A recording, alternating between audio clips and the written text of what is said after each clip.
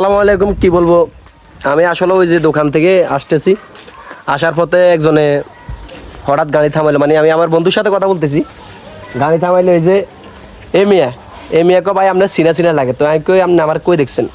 আপনার রাকিব ভাই ন, এই 10 নভেম্বর নূর হোসেন চত্বরে, এতে মানে আমার ভিডিও দেখে এ মিয়া। তো এ মিয়ার এই যে গাড়ি এটা মনে হয়, মানে এ মিয়া চলায় কি করবো, দলের সময় বিপদে আছে এখন এগুলা করতে হইব। অনেকজন তো রিক্সা চালায়, আমার দলের লোক ঢাকা শহরে সিএমসি চলায়, মোটর সাইকেল চলায়, এটা লাভ নাই। আর এখন তো যে মিলে যাক একদম ভালোবাসার লোক, ভক্তর লোক, এতে অনেক খুশি মানে আমার দেখে। তো আপনি আমার মানে আমার কীভাবে চিনেন? আমি চিনি আপনাকে ওই দিন নূর হোসেন চত্বরে 0 পয়েন্টে যখন আপনাকে ধরছে, আপনি যখন ওরা মারছে, পুলিশের কাছে হেনস্থা করছে, মারার পরে এক গ্লাস পানি চেয়েছিলেন, ওই ভিডিও থেকে আমি আপনাকে পাই, সবসময় লাইক কমেন্ট শেয়ার করি।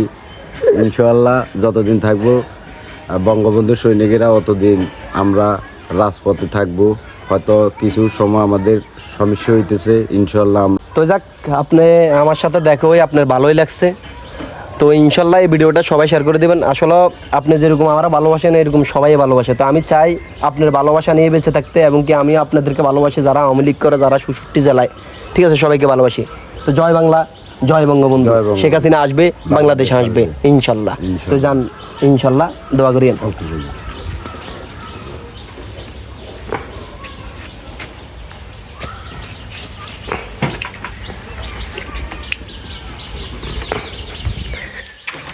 আমি কি বলবো, আমি হঠাৎ দোকান থেকে আসি, উনি আমার দিকে মানে তাকাই রয়েছে, আপনি কি রাকিব ভাই না? আমি কি তো যাক, ওনার সাথে পরিচিত হই, অনেক ভালো লাগলো।